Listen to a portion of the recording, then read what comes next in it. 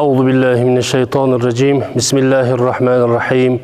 Elhamdülillahi rabbil alamin. Ves salatu vesselamu ala rasulina Muhammed ve ala alihi ve ashabihi ecmaîn. Rabbi şrah li sadri ve yessir li emri ve hlul ukdeten min lisani yefkahu kavli. Ufevvidu emri ilallah. İnnallaha basirun bil ibad. Sadakallahul azim. Meyrimdүү жана ырайымдуу болгон Аллах Тааланын ысмы менен Аллах Таалага мактоолор жана сүйүктүү пайгамбарыбыз Мухаммад Мустафа саллаллаху алейхи ва салламга салам салаваттар болсун. Урматтуу, кадырлуу диндеш мусулман бир туугандар, мына Кудайым буйруса берекелүү болгон ыйык Рамазан айы кирип келди. Андыктан ушул ыйык Рамазан айына даярдыктарды көрүп, ушул ыйык Рамазан айында аткарыла турган амалдарга бекем болуп, ушул ыйык Рамазан айында хатмул Кур'андарга, дуаларга, ошон менен эле биргеликте жакшы амалдарга баардыгыбыз бекем бололу. Аллах Таалам туткан орозолорубузду, берген кайрымдуулук жакшы ифтар дасторкондорубузду Кудай Таалам кабыл кылсын. Аллах субханаху ва таала берекелүү ыйык аятында Астаузу биллах я айюхаллазина аману кутиба алейкумус сиям кама кутиба алаллазина мин кабликум лааллакум таттакун деген аяти каримада ыймандуулар, силерден мурунку доордогуларга орозо тутуу парыз кылынган сымал силерге дагы орозо тутуу парыз кылынды деп Аллах Таала жүрөгүнө ыйман уялаган баардык момун мусулмандарга орозо тутууну парыз кылды. Бул 11 айдын султаны болгон ыйык Рамазан айында сиз менен биз Кудай Тааланын мээримине, ырайымына бөлөнүш үчүн, балким бир жылда келе турган бир айлык бир мусулмандардын бир мектеби, руханий бир мектеби. Андыктан урматтуу мусулман бир туугандар, бул айды берекелүү Кур'ан айын, Кур'ан окуу менен жана дуа менен коштоп бул ыйык Рамазан айын өткөрүшүбүз керек.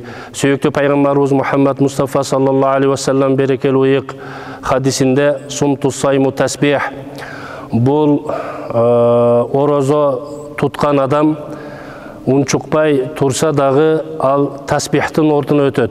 Кудай Тааланы даңазалагандай, Кудай Тааланы зикир кылгандай ибадаттын катарында болот. Ал эми ва наумуху ибада, орозо туткан адам суусап, чарчап, бир уйкуга кеткен болсо, ошол уйкусу дагы ибадат дейт.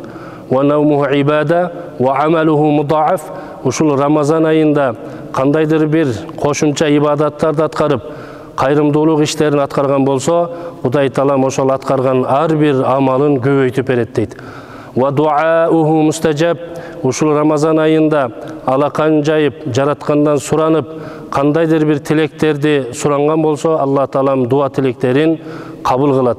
Демек ушундай бир берекелүү ыйык Рамазан айы босогобузга келип калды. Диндеш мусулман бир туугандар, кайдыгерлик менен, гафлат менен өткөрүп жибербейли. Аллах Таала берекелүү бул ыйык Рамазан айында тутула турган орозого парыз кылынган аяттын уландысында айяма мa'дудат, саналуу күндөрдө орозо тутуу парыз кылынды дейт. Демек урматтуу мусулман бир туугандар, биз ушул нерсени түшүнүшүбүз керек. Саналуу күндөрдөн максат көз ирмемде, көз ачып жумганча өтүп кете турган бир нерсени түшүнөбүз. Демек бул ааламда биз жашап жатабыз, ар бир инсандын тагдырына Кудай Таалам өлчөм жазып койгон. Бул өмүр дагы ушундай көз ирмемде өтүп кетет экен. Бул берекелүү ыйык Рамазан айы дагы ушундай көз ирмемде өтүп кетерин Кудай Таалам сиз менен бизге эскертип жатат. Ошондуктан бул келе жаткан 11 айдын султаны болгон, мусулмандардын мектеби болгон, руханий мектеби болгон ушул Рамазан айын жакшы өткөрүп алалы. Муса алейхиссалам каламуллах, Аллах Таала менен сүйлөшкөн бир пайгамбар. Тур сенин тоосуна барып Аллах Таала менен сүйлөшүп жаткан мезгилинде Аллах субханаху ва таала ошол кыяматка жакын келе турган сүйүктүү пайгамбарыбыз Мухаммад Мустафа саллаллаху алейхи ва салламга бериле турган Рамазан айындагы ушул эки нур тууралуу кабар берет. Ал эки нур кайсыл нур десе, урматтуу мусулман бир туугандар, бул ыйык Рамазан айы Кур'ан айы дейбиз. Мына ушул Рамазан айында берекелүү Кур'ан, берекелүү ыйык аяттары түшкөн. Кайсыл бир момун мусулман Кур'ан зикирине бекем болуп, Кур'ан окуган болсо, ал береке. Анын жашоосуна береке, ички дүйнөсүнө береке, ахиретте береке. Бул биринчи нур болгон болсо, экинчи нур бул Рамазандын нуру дейт. Андыктан ушул Рамазан айындагы туткан орозолорубуз, окулган таравих намаздарыбыз, берген кайрымдуулук ифтарларыбыз бардыгы бизге нур болуп келет. Андыктан Аллах субханаху ва тааля ушул Рамазан айындагы тута турган орозолорубузга, окуй турган таравих намаздарыбызга берекесин берсин. Алла таалам бардыгыбыздын туткан орозолорубузду, кайрымдуулук амалдарыбызды кабыл кылган болсун. Мына Кудайым буйруса, республика боюнча ар бир мечиттерде хатмул Кур'ан окулат. Ошол хатмул Кур'андарга барып катышалы мусулман бир туугандар. Хатмул Кур'анга канчалык катыша турган болсок, ички дүйнөбүз нурданат. Ал ички дүйнөбүз нурданганда берекелүү болгон ыйык Рамазан айынын шарапатына ээ болобуз.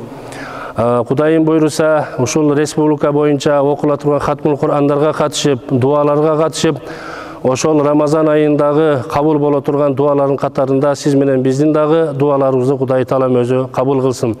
Албетте бул орозо айында тутула турган орозо, таң зардан күн батканга чейин биз орозо тутабыз.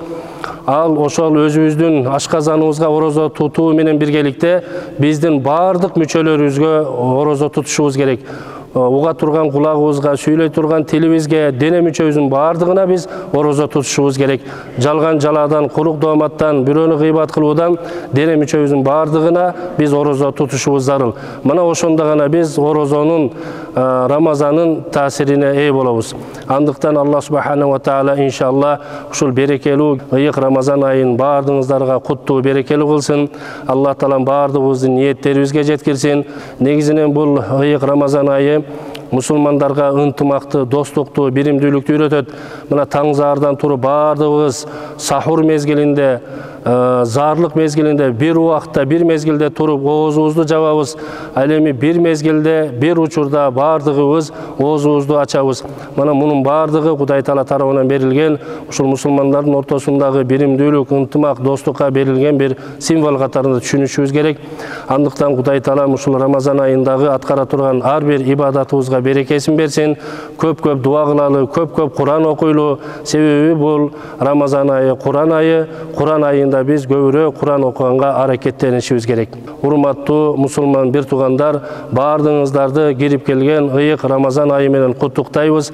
Алла Таалам ушул ыйык Рамазан айына жеткиргенине шүгүр. Кудай Таалам туткан орозолорубузду, кайрымдуулук амалдарыбызды кабыл кылсын. Ат-тайибин ат-тахирин ва саллаллаху таала алейхи ва аля алихи ва ауладихи ва азважихи ва асхабихи ва атбаихи аджмаин. Амин. Валхамдулиллахи раббил аламин. Бирахматика я архамар рахимин.